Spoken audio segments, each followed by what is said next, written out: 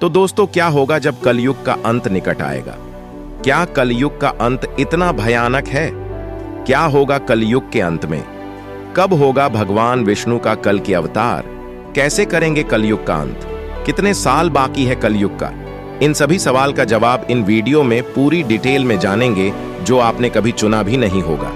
आपने कहीं चारे वीडियो तो देखे होंगे, लेकिन इस वीडियो में दी गई जानकारी के बाद आपको दूसरा वीडियो देखने की जरूरत नहीं होगी। तो दोस्तों, हमारी दुनिया कई सारे रहस्यों से भरी हुई है।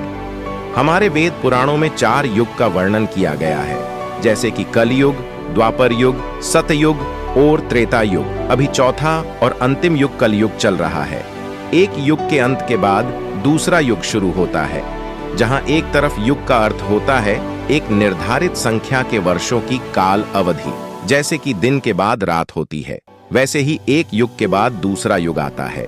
तो दोस्तों, आप सबसे एक ही रिक्वेस्ट है कि जो वीडियो अच्छा लगे तो एक लाइक कर देना, और चैनल पे पहली बार वीडियो देख रहे हो तो चैनल को सब्सक्राइब जरूर कर देना, जो कि इसमें आपका कुछ भी जाने वाला नहीं है, बिल्कुल ही फ्री में है। पौराणिक वेदों के अनुसार जब भगवान श्री कृष्ण की मृत्यु के बाद पृथ्वी लोक से विदा लिया, तब द्वापर युग का अंत हो गया और कलयुग शुरू हो चुका था। कलयुग को 4 चरण में विभाजित किया है, जिसमें अभी प्रथम चरण चल रहा है।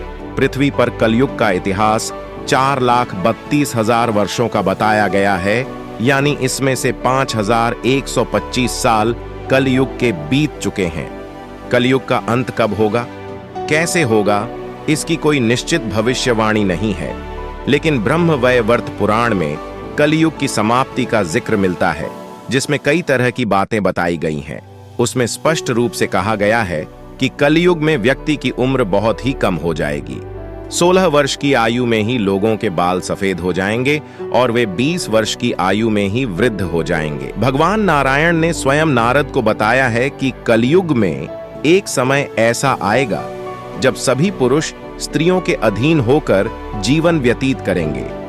पाप का बोलबाला चारों ओर होगा। मनुष्य सात्विक जीवन की जगह तामसी जीवन जीने में विश्वास करेगा। कलयुग के अंत के पहले गंगा नदी सूख जाएगी और पुण्य वैकुंठ धाम लौट जाएगी। जब कलयुग के 10,000 वर्ष हो जाएंगे, तब सभी देवी देवता पृथ्वी छोड़कर अपने धाम लौट जाएंगे। इंसान पूजन कर्म, व्रत उपवास और सभी धार्मिक काम करना बंद कर देंगे। एक समय ऐसा आएगा कि जमीन से अन्न उपजना बंद हो जाएगा और पृथ्वी जलमग्न हो जाएगी। कलयुग के अंतिम समय में बहुत ही मोटी धारा से लगातार वर्षा होगी, जिससे चारों ओर पानी ही पानी हो जाएगा और समस्त पृथ्वी पर जल हो जाएगा। तब प्राणियों और सभी मनुष्य का अंत हो जाएगा। इसके बाद 1,70,000 वर्षों का संधिकाल, मतलब एक युग के अंत और दूसरे युग के प्रारंभ के बीच के समय को संधिकाल कहते हैं। संधिकाल के अंतिम चरण में एक साथ 12 सूर्य उदय होंगे और उनके तेज से पृथ्वी सूख जाएगी और पुनः सतयुग का प्रारंभ होगा। इसके अलावा शास्त्रों में बताया गया है कि कलयुग को चारों युगों में सबसे निकृष्ट माना गया है। इस युग में सत्य और धर्म की काफी हानि होगी और अनाचार चरम पर पहुंच जाएगा।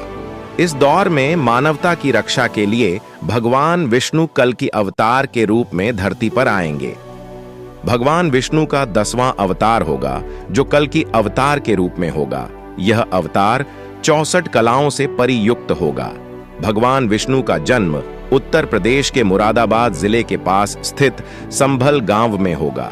भगवान कल की पुत्र रूप में विष्णु यशा नामक तपस्वी ब्राह्मण के घर में जन्म लेंगे और माता का नाम सुमति होगा। कल की अवतार में राम जी की तरह भगवान कल्कि के भी 4 भाई होंगे और सभी मिलकर धर्म की स्थापना करेंगे।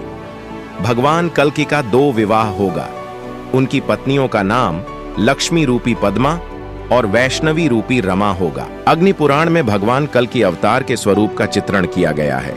इसमें भगवान तीर कमान के साथ घुड़सवार करते हुए नजर आते हैं। कल्कि अवतार के बारे में कहा जाता है कि भगवान का यह स्वरूप 64 कलाओं से परिपूर्ण होगा। भगवान सफेद रंग के घोड़े पर सवार होंगे, जिसका नाम देवदत्त होगा। कल्कि देवदत्त नामक घोड़े पर सवार होकर संसार से पापियों का विनाश करेंगे और धर्म की पुण्य स्थापना करेंगे। तब कलयुग का अंत होगा। तो दोस्तों, वीडियो पसंद आया हो तो लाइक जरूर कर देना। तो मिलते हैं एक नए वीडियो में। जय श्री राम।